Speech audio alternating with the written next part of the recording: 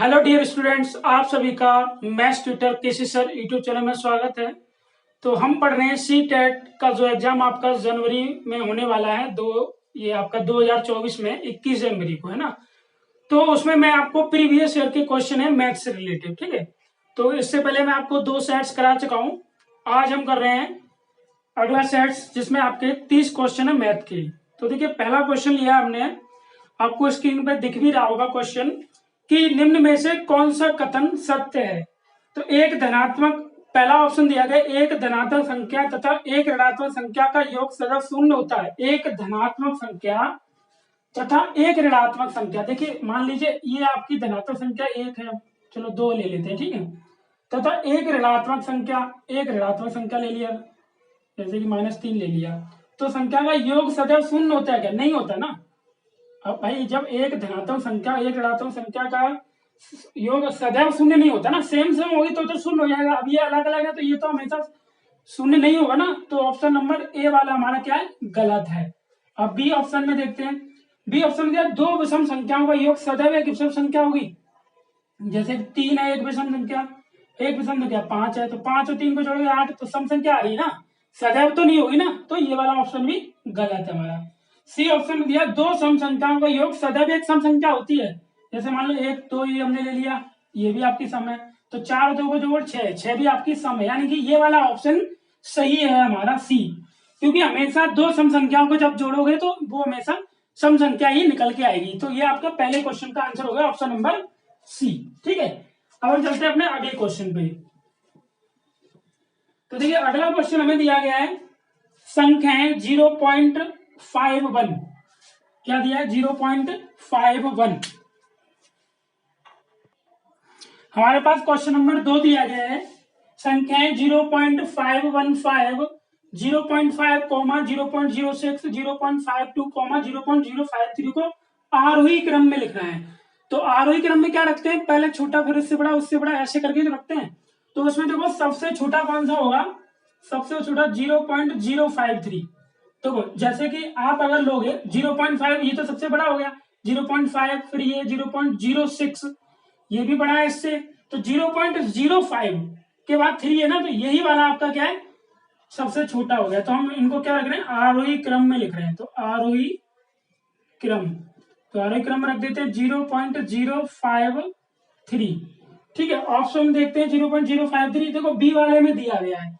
इसके बाद अगर आपका आएगा 0.06 आ जाएगा, 0.06, क्योंकि इसके बाद ये है, क्योंकि 0 दिया है, फिर इसके बाद 6 है आपका 0.06, यानी कि पहले छोटा, फिर उससे बड़ा, उससे बड़ा, यानी कि बढ़ते क्रम में रखते जाते हैं, ठीक है। अब 0.06 के बाद क्या आएगा आपका? 0.5 आ रहा है, 0.5 यहाँ पर, ये रहा 0.5, 0.06 हो गया, 0.5 हो गया। अब इसके बाद अगर आप देखोगे 0.515 आ जाएगा, ठीक है, 0.515, और सबसे बड़ा आपका आ जाएगा 0.52, क्योंकि 5 के बाद 2 आ रहा है ना। तो सबसे बड़ा तो यही हुआ ना, तो यही आपका आंसर आएगा। ऑप्शन नंबर कौन सा हमारा? बी वाला ऑप्शन हमारा सही हो जाएगा, ठीक है। तो इनको हम आरोही क्रम में देखें, देखो क्वेश्चन आपको स्क्रीन पर मैं लगा दूंगा, दिख जाएगा आपको, है ना। अब हम करते हैं अगला क्वेश्चन नंबर 3 को। देखो थर्ड क्वेश्चन में हमें दिया गया है कि 0.00, क्वेश्चन नंबर 3, इसमें दिया गया रूट में क्या दिया? 0.0, कितने जीरो थे? 2 2 4 8 1, ठीक है। अब इसका क्या निकालना है? आपको रूट निकाल के बताना है। देखो अगर आप 81 का करोगे तो 81 का क्या होता है? 9 होता है। अब ये 0 0, अब एक 0 इसका आ गया, एक 0 इसका आ गया, तो 0.09 ही तो आएगा निकल के इसका, यही आपका आंसर आएगा 0.009। ऑप्शन नंबर कौन सा हमारा सही होगा? तीसरा वाला ऑप्शन, सी वाला ऑप्शन सही हो जाएगा हमारा, 0.009। देखो 81 का 9 हो गया, अब पेयर बनाओगे, 2 0 का 1 0 ये आ गया, ये वाले 2 0 का 1 0 ये आ गया, 0.009, ठीक है। उम्मीद करते हैं ये क्वेश्चन आपको समझ में आया होगा, है ना। अब देखिए क्वेश्चन नंबर 4 दिया है, 6 -1 -7 -1, फिर ब्रैकेट क्लोज है, -1 माइनस, फिर ब्रैकेट में 2 -1 -1 -3 -1, फिर ब्रैकेट के बाद -1 भाग -6 की घात -1 का मान बताना है, ठीक है। क्वेश्चन आपको स्क्रीन पे दिख रहा होगा, है ना। तो देखिए हम क्या करेंगे, इसको आप सॉल्व करोगे, सबसे पहले क्या करते हैं, डिवाइड वाला पोर्शन सॉल्व होता है और ब्रैकेट वाला सबसे पहले होता है पहले तो ब्रैकेट वाला करोगे, देखो यहाँ पर ये 6 है, माइनस माइनस संख्या को जोड़ लो, 7 और एक 8 और एक 9, माइनस का 9 हो गया यहाँ पर, ठीक है, -1 माइनस, अब यहाँ पर ये 2 माइनस माइनस के जोड़ो, 3 और एक 4 और एक 5, तो माइनस का 5 हो गया यहाँ पर, -1 और ये डिवाइड, अब ये 6 की घात -1 दिया गया, जब माइनस में पावर दी जाती है तो उसको क्या करते हैं हम, व्युत्क्रम हो जाता है, तो यानी कि ये नीचे आएगी आपकी, तो ये घात किसकी हो जाएगी, प्लस, प्लस का एक हो जाएगा यहाँ पर ऐसे करके, ये प्लस की होगी, ठीक है, तो प्लस की एक घात होगी तो 6 का 6 ही आएगा यहाँ पर, तो हमने यहाँ पे सीधा माइनस का 6 रख दिया यहाँ पे, ठीक है। अब आगे देखिए, माइनस के 9 में से 6 जाएगा तो माइनस का 3 बचेगा, फिर माइनस का 1, माइनस यहाँ पे माइनस के 5 में से 2 जाएगा तो माइनस का 3 बचेगा, माइनस का 1, अब यहाँ पर इस भाग की जगह अगर आप गुणा लगाओगे तो इसके बगल में जो संख्या उसका क्या होता है, जस्ट व्युत्क्रम हो जाती है, 6 ऊपर पहुंच जाएगा, 1 नीचे आ जाएगा, ठीक है। तो यहाँ पर ये माइनस का 3 -1 माइनस माइनस ये प्लस का 3 हो गया, ठीक है, माइनस माइनस प्लस का 3 और ये माइनस का 1, अब ये माइनस का 6, ये माइनस का 6, 6 और 6 -1 और -6 का गुणा करोगे तो 6 कम 6 किसका लेगा, प्लस का ही तो होगा ये, ठीक है, लेकिन ये इसके साथ हो रही तो इन सभी को जोड़ने के बाद ही इसका गुणा होगा, तो -1 गुणा माइनस का 6 कर लो यहाँ पर, अब देखो यहाँ पर प्लस माइनस का 3 ये कट गया, ठीक है, प्लस माइनस का 3 ये कट रहा है हमारा, तो यहाँ पर आपका देखो -1 और -1 कितना हो जाएगा, पहले तो इनका गुणा हो रहा है, तो ये माइनस का 1, 6 कम 6 प्लस का 6 हो गया, 6 में से जाएगा तो +5 आपका आंसर आ जाएगा इस वाले क्वेश्चन नंबर 4 का, ठीक है। देखो क्वेश्चन नंबर 5 में आपसे बोला गया है निम्नलिखित में से कौन सी संख्याएं किन्हीं दो संख्याओं का महत्तम समावर्तन यानी एलसीएम तथा लघुत्तम समावर्तन यानी एलसीएम हो सकती हैं, इसमें दो संख्याएं हमें बतानी कौन सी हो सकती हैं। अगर आप इसको लोगे ऑप्शन नंबर ए वाले को, जैसे 21 लिया आपने, 21,372 लेते हैं, इसका फैक्टर करोगे तो 3 सत्ते 21, 3 एकम 3, 3 दूनी 6, 3 चौक 12 हो गया।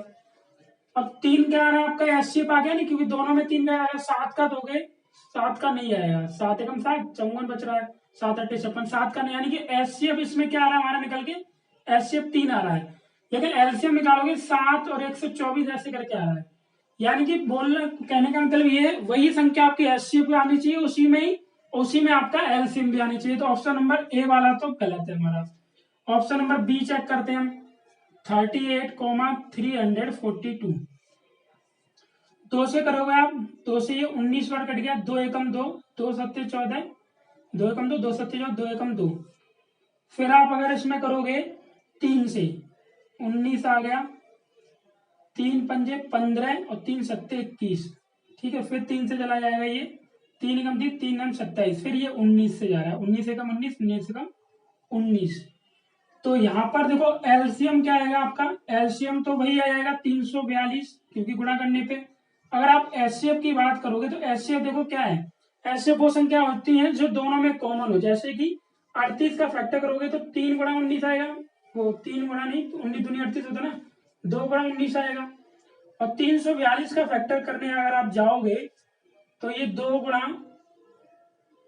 171 भी आ रहा है, यानी 19 दूनी 38 हो रहा है, ठीक है, में 2 आ रहा है ना, और 3 भी आ रहा है यहाँ पर, लेकिन दोनों में कॉमन क्या आएगा, दोनों में कॉमन तो 2 गुणा 19 आ रहा है ना, तो एचसीएफ क्या आ रहा है आपका 2 गुणा 19, 19 दूनी 38, देखो वही संख्या आ रही है, एचसीएफ 38 हो गया, एलसीएम आपका 342 हो गया, तो ऑप्शन नंबर बी वाला ही आपका सही हो जाएगा, ठीक है, यही इसमें हमें पता करना था।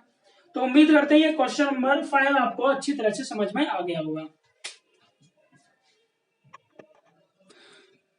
अब हमारे पास है क्वेश्चन नंबर 6, 400 का 60%, ठीक है, प्लस 280 का k परसेंट बराबर 296, तो k का मान हमें बताना है। तो देखो इस टाइप के क्वेश्चन के कैसे करते हैं, जैसे ये 400 लिखा हमने, का की जगह लगेगा गुणा, ये 60% को जो हटाओगे 60 आ गया, परसेंट हटाओगे तो 1/100 ऐसे करके वहां पे गुणा हो जाता है, प्लस इसी प्रकार यहाँ पे 280 का की जगह गुणा, k परसेंट आया 1/100 आ गया यहाँ पर, और बराबर में ये 296 आ गया, ठीक है। अब देखोगे 1 2 जीरो कट गए हमारे, 1 2 जीरो काट दिए हमने, ठीक है। 4 का गुणा 60 में करोगे, 4 6 24 यानी 240 आ गए यहाँ पर प्लस। इसी प्रकार यहाँ पे 1 जीरो से 1 जीरो ये कट गया हमारा, ठीक है। 2 से काटोगे ये 14 बार और ये 2 पंचे 10, तो ये कितना आ गया, 14 का के में करोगे तो 14 के हो गया और बट्टे 5 बराबर में 296। इस 240 को प्लस कर दो जाके माइनस का हो जाएगा, तो ये 14 के बट्टे 5 बराबर में 296 माइनस का 240, तो ये 14 के अपॉन में 5 हो गया बराबर, ये 6 का 6 आ जाएगा, 9 में से 4 गया 5, 56 बचा यहाँ पे, ठीक है। अब यहाँ पे 5 का भाव हो रहा है, उधर जाके क्या हो जाएगा गुणा, 56 गुणा 5 हो गया, और 14 का गुणा हो रहा है भाग, 14 चौक 56, तो क्या आ रहा है हमारा 4 गुणा 5 आ रहा है, तो के का मान आ गया 4 पंचे 20, तो 20 ही आंसर आएगा इसका। ऑप्शन में देखो दिया गया है 20, कौन से ऑप्शन में दिया है, ऑप्शन नंबर बी वाले में, तो ऑप्शन नंबर बी वाला ही आपका सही हो जाएगा, 20 आंसर, ठीक है। तो उम्मीद करते हैं क्वेश्चन नंबर 6 आपको बहुत बेहतरीन तरीके से समझ में आ गया होगा। देखिए क्वेश्चन नंबर 7 में देखो क्या दिया है कि 4a minus 7ab minus 4b minus 5 तथा a प्लस बी माइनस 4 के योग में से 12 माइनस 9b माइनस 2 को घटाना है, ठीक है। तो देखो कैसे करते हैं इसको, तो पहले तो योग करना है हमें, तो इन दोनों का योग करोगे आप, जैसे कि ये 4a माइनस का 7ab माइनस का 4b माइनस 5, ये तथा की जगह प्लस लगाओगे, और यहाँ पर ये a प्लस 3 और ये b माइनस का 4 के योग में से इसको घटाना है, ठीक है। ये योग, अब इसको घटाना है हमें, तो इसको हम ब्रैकेट में ऐसे लिख देते हैं 12a माइनस का 9ab माइनस का 2, ठीक है। तो ये आपका 4a माइनस का 7ab माइनस का 4b माइनस 5 प्लस, इनका गुणा करना पड़ेगा, a का b में करोगे तो ab हो गया, a का 4 में करोगे माइनस का 4a हो गया, 3 का b में करोगे तो 3b हो गया, 3 चौक 12 हो गया, ठीक है। फिर माइनस का इसके अंदर कर दो, माइनस का 12a हो गया, माइनस माइनस प्लस का 9ab, फिर माइनस का 2 में होगा माइनस माइनस प्लस 2 हो गया। अब यहाँ पे जो समान हो उसको हम सॉल्व करेंगे, जैसे कि देखो 4a है, ये माइनस का 4a है, तो प्लस माइनस का 4a से 4a कट गया हमारा, ठीक है। और देखिए अब 7ab है, और देखो ab कहाँ, एक ab ये रहा, तो 7ab से ab को घटाओगे तो माइनस का 6ab बचेगा, और देखो ab कहाँ है, ये रहा 9ab, तो प्लस 9ab को यहाँ रख दो, नेक्स्ट हम लाइन में इसको कन्वर्ट करेंगे। अब ये माइनस का 4ab है और 3b है, तो 4b में से 3b जाएगा तो माइनस का b बचेगा, ठीक है। अब क्या रहेगा, ये a रह गया आपका, माइनस का 12a, इसको रख लिया, और ये माइनस का 12 और माइनस का 5, 12 5 17, और ये आपका रह रहा है प्लस का 2, तो प्लस का 2 लिख लिया यहाँ पे, ठीक है। अब देखो क्या बच रहा है, तो देखो माइनस का 12a ऐसे का ऐसे लिखा, और b तो है नहीं तो माइनस का b लिखा, 9 में से 6 जाएगा, प्लस का 3ab, 12 17 में से 2 गया तो कितना, 7 में 2 गया 5, यानी माइनस का 15, ये आंसर आ रहा है। देखो कौन सा ऑप्शन होता है हमारा, माइनस का 12a प्लस का 3ab minus b minus 15, option number C हमारा सही हो रहा है। इसको ऐसे करके लिखा उन्होंने, माइनस का 12 प्लस का 3ab माइनस का b माइनस का 15, यही आंसर हो जाएगा ऑप्शन नंबर सी, ठीक है। तो उम्मीद करते हैं क्वेश्चन नंबर 7 आपको अच्छी तरह से समझ में आया होगा। अब हम करते हैं क्वेश्चन नंबर 8 को। देखिए क्वेश्चन नंबर 9 में, क्वेश्चन नंबर 8 में हमें दिया गया किसी कक्षा में लड़के और लड़कियों की संख्याओं में अनुपात दिया है 2:3, ठीक है। लड़कों को हमने बी लिखा, बी, और गर्ल्स को हमने जी लिखा, अनुपात कितना दिया, 2:3 दिया गया है। 3 लड़के कक्षा छोड़ देते हैं और 3 नई लड़कियां कक्षा में प्रवेश करती हैं, तो हम क्या करते हैं इसमें, माना लड़कों की संख्या कितनी हो जाएगी, लड़कों की संख्या बराबर 2x हो जाएगी, ठीक है, और लड़कियों की संख्या कितनी हो जाएगी, लड़कियों की संख्या बराबर 3x। अब उसमें आगे क्या बोला है, 3 लड़के कक्षा छोड़ देते हैं। अब देखिए 3 लड़कों ने कक्षा छोड़ा है, तो क्या करोगे, ये बी बॉयज का, तो ये 2x माइनस 3 हो जाएगा, और 3 लड़कियां उसमें ऐड हो गई हैं, तो ये 3x प्लस 3 हो जाएगा। 3 लड़कों ने कक्षा छोड़ दी है, 3 लड़कियां ऐड हो गई हैं, तो जो उनका अनुपात है वो 3:7 हो जाएगा। बी बॉयज गर्ल्स का अनुपात हो रहा है 3:7। तो प्रश्न के अनुसार इसको ऐसे बनाएंगे हम, 2x-3 अपॉन में 3x+3, इनका अनुपात हो गया 3/7 कर दिया इस तरह से, ठीक है। क्रॉस मल्टीप्लीकेशन इसका इधर, इसका इधर, 7 का 7 दूनी 14x हो गया, 7 का 3 में 7 × 21, 3 × 9x हो जाएगा, और 3 × ये 9 हो जाएगा, ठीक है। 9x को आप इधर ले आओ, 14x माइनस का 9x, 21 को उधर भेज दो, तो 9 + 21 हो गया। तो 14 में से 9 जाएगा, 5x बचेगा, 9 और 21 को जोड़ोगे 30 आ गया, 5 का गुणा इधर आके भाग, तो 5 से काटोगे 5 × 30, तो x का मान कितना आ गया, 6 आ गया हमारे पास x का मान। बोला क्या है इसमें, प्रारंभ में कक्षा में कितनी लड़कियां थी, तो प्रारंभ में कक्षा में लड़कियां थी 3x, ठीक है।